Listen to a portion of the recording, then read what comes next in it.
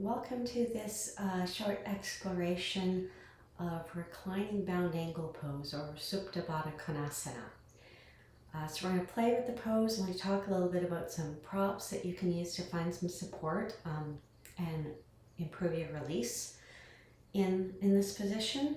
And we're also going to do a few movements that might make it feel more easier or just change your experience a little bit. So bound angle pose is when the soles of the feet come together and the knees come apart. Reclining bound angle pose is when you do it reclining on your back. So let's find the pose right away. Oh, I should mention props. I have a couple of blocks, I have a strap, I have a bolster. You don't need all of these. They're just great options to have to try.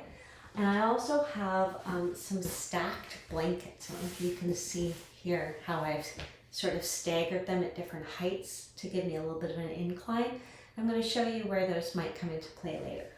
So for now, slide those off. Keep your props handy. Come on over onto your back.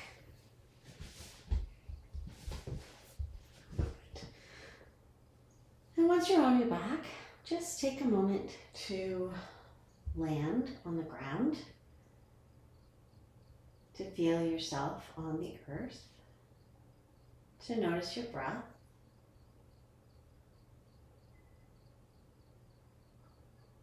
Let yourself feel nice and heavy and connected. And then go ahead and bring the soles of your feet together and let the knees fall open into reclining bound angle pose. Your hands, some people like them on their belly or belly and heart, just out to your side, wherever it feels comfortable. Just notice your breath. Notice sensations in your legs, hips, belly, back. I'm going to suggest a couple props just to feel how those feel. So we can take blocks. And I know you might be thinking, I don't need props, I feel fine. But humor me, give it a try. We'll take the blocks. I like to bring mine underneath both the thigh and the calf, so I feel really good and supported. And it's okay if it brings your legs up a little bit, so that's an option. You can also take a looped strap. See, I have a looped strap here, and bring that around your knees. I find that a little more challenging because I find it hard to get the right length. So I prefer the blocks. You could also use a little towel or mat, or you could also take something like a bolster. Whoops. Carefully. And you can slide the bolster or a long foam roller right underneath your legs and rest this way.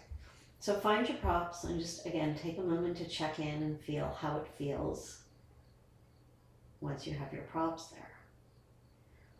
And the reason I like to have some support for the legs is, when the leg is hanging out like this, you're taking the muscles to their longest length, but your system needs some reassurance that those legs aren't going to fall too far. That the muscles aren't going to overstretch. So to avoid having the muscles do this little mini contraction to keep the legs in place, we add that support so the muscles can really let go and sink into the support. All right, we're going to move those props away. We're going to stay on our backs today. Don't move them too far away. You will need them again. We'll draw those legs back together. Taking a moment to just feel yourself on the ground again. Then go ahead and draw those knees in towards your belly, just noticing at what point your low back starts to round into the ground. Eventually it will. And then you can just kind of play with letting the knees come away, letting the back move away from the ground, letting the back move towards the ground, just kind of playing with that movement. As the legs are falling open in that reclining bound angle, we're getting some stretch through the inner leg, some mobility through the hip, but there's also a connection in from the pelvis up through the spine and the rib cage, and there can be some funky stuff in there that can affect how we experience the pose. So now find where your spine is just neutral. It's got that nice little low back curve. I'm just going to take the hands on the knees. I'm going to take those knees apart and around together. So in a nice big circle. And see if you can move and arrange where the spine just stays neutral. So it's not going into that rounding, flexing that we had before, but just staying where it is. As you move the leg bones in the hip socket. Keep a nice easy breath. When I do it the opposite direction. Nice. Just getting some movement of the leg bone and the hip. I'm going to set those legs back down again. Find your block. And we're going to play with the relationship of the pelvis and the ribs and also the leg bone and the pelvis. So with the knees bent, feet flat on the floor, just going to lift your hips and slide the block underneath the bony part of your pelvis. So you want the weight of this bone structure to be well supported, but we don't want the block so high that it's getting into your low back or poking into your spine at all. You don't want to feel like your bum's hanging off the end. You don't want to feel like you're falling off the other side either. Nice and supported. And then just take a moment to land here. Of course, if this feels really uncomfortable, you can take the block out. Listen to your own body. But if it feels okay, let's hang here. Let yourself rest on the ground. You sort of change the relationship, the angle, pelvis to the ribs. Now we're going to change the angle of the leg bone and the pelvis. So keeping the foot flat on the floor, starting to slide that foot out as best as you can slide it on a sticky mat. And keeping connected to the pelvis. So what I know that many of you could just slide it straight out. But I don't know if you can see, if I put my hands here, maybe you can see that as I slide it straight out, there's a movement in my pelvis. There's a tilt. And I'd like to keep this relationship stable for now because I've already kind of played with it. So I'm going to just move as far as the pelvis stays neutral. Keeping my foot on the floor helps with that. And I know you might be saying, well, why? I could go all the way. But I'm really I want to play with this angle and not with this angle. So that's the intention for today. So just breathing and letting that rest there. Then you're going to slide that leg back up. You can kind of check left and right what they feel. I'm going to take the other leg. And again, just moving it nice and slow so you can feel. Just stopping before that pelvis tilts or moves. And then standing and breathing there. Pelvis is heavy. Upper body is heavy.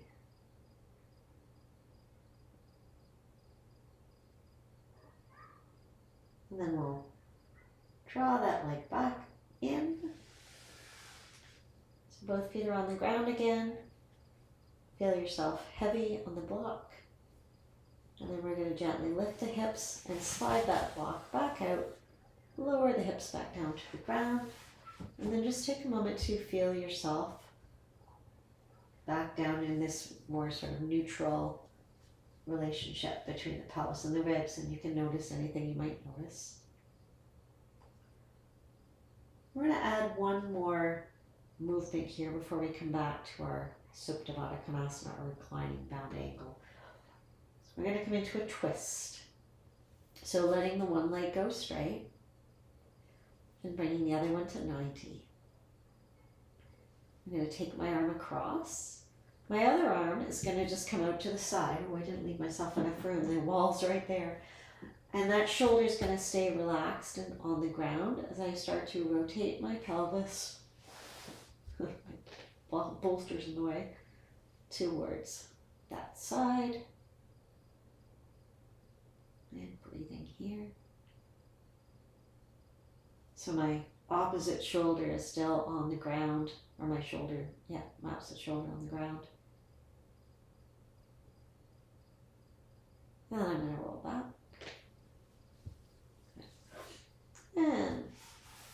Switching legs, so one leg is straight, the other one comes to 90, arm comes across, shoulder stays heavy as we rotate the pelvis away from the rib cage. And here you can maybe see a little bit better how my pelvis is relating to my rib cage and my shoulder blade or my arm. And this side of the wall is nice and close so I can actually rest my foot on it, which is kind of nice. So you notice I'm not like going, if I go way over, I don't know if you can see that, but my arm is now sliding. So I'm not twisting so much as dragging my body sideways. So again, that's not my intention. My intention is to play with this rotation through here. Now we'll come on back. Both legs come down again. Bend your knees, place your feet flat on the floor. Let's come back to where you were before in terms of where we started. Just notice how you feel on your back. And then once again, bring the soles of the feet together, let the knees come open. And you can find the support that appeals best to you, works best for you. And feel free to pause the video and play with different things. Wedging these in nicely, set them up like this, different size blocks, rolled towels. I haven't mentioned the staggered blankets yet, but one other thing that can be helpful in finding more comfort is to change the angle of your upper body. So some people will take, I'll show you this, just, for your edification. You can take a bolster and lie it on an angle. Of course, I've just used up all my blocks. This doesn't work so much for me because I'm very short-waisted here. So as I come to lie on the block, I end up with a whole lot of, it just doesn't work for me here. But for many people, this is really, really restful. What I've done instead,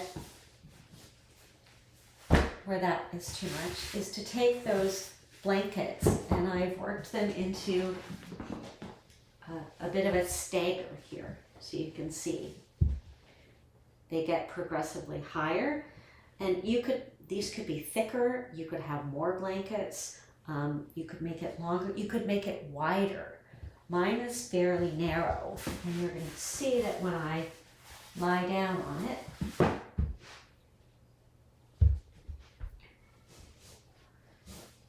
so my shoulder blades are a little bit higher, my head is higher and resting, and I have my arms coming off, which feels great for me, but for some people that might not feel so great. So you can also bring other blankets or towels underneath your arms so your arms are supported, or just make the blankets wider so that your upper arms are supported. And once you find your reclining bound angle with whatever supports work for you, just take a moment to rest into the floor, finding where you'd like those arms to go.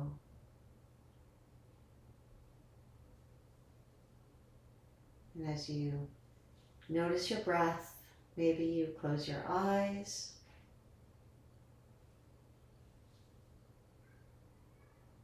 Or just soften your gaze. And you may want to stay here for a few moments and rest. So feel free to do that. When you're ready to come out, you can simply gather the legs back together. Roll onto one side.